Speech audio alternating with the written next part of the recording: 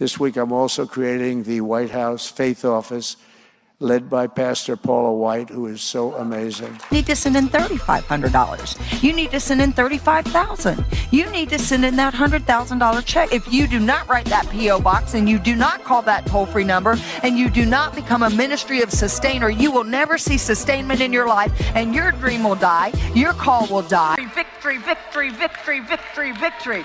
For angels are being released right now. Angels are being dispatched right now. Hamanda aka ata raka teda baka sanda ata ambo osa kata rite eke banda ata rike didi ashata.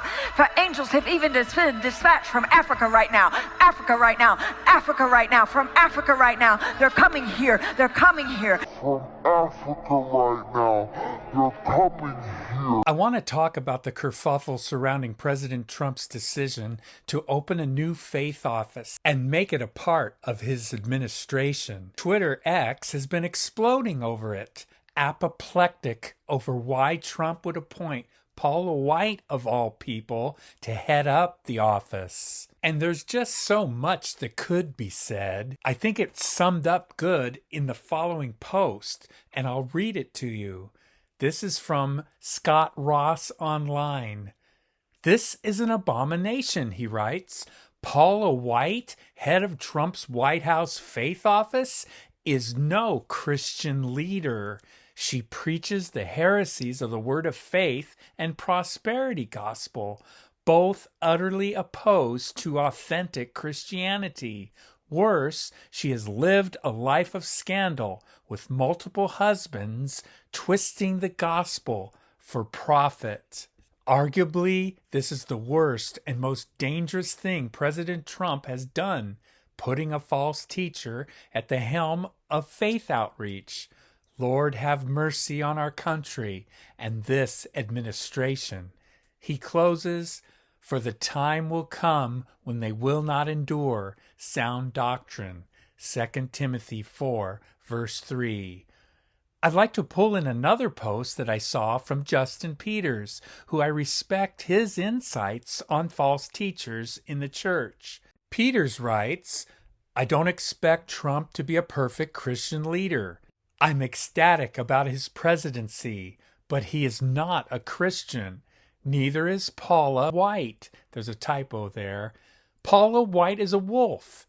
If she is not a false teacher, no one is, and the term has no meaning. She, Paula, has spent decades teaching objective heresy, giving false prophecies, lying about going to the throne room of God in heaven, and exploiting the poor, the sick, the desperate, and the widows for her own personal financial gain.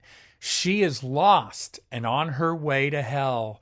True Christians do not do the things she has done. Now, the good news is, it seems, that Twitter X, exploding over this appointment of Trump of Paula, apparently the Twitter kerfuffle has not escaped the president's notice, as the following post from John Root points out.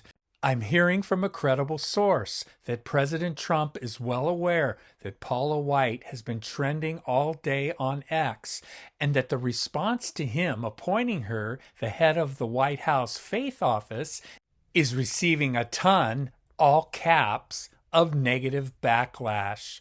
Pray that Trump receives wise biblical counsel and does the right thing by firing and disassociating from her. False teachers should be nowhere near the White House and should never be in a highly regarded position of advising him on matters of the Christian faith. I guess my bottom line harkens back to the verse used in the first post by Scott Ross. He cited 2 Timothy 4, verse 3, and let me just read it with verse 4 in the ESV.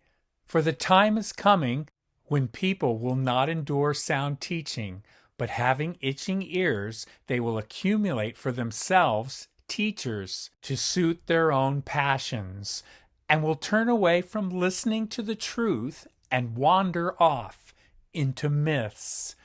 this problem of a false teacher being so close to the President of the United States and having his ear, the fault lies, IMHO, with the church for not dealing with these charlatans once and for all, and for allowing them to exist and prosper and destroy faith.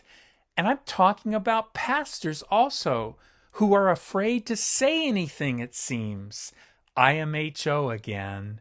But that discussion is for another time. Suffice it to say, not Paula, Mr. President. I beg you.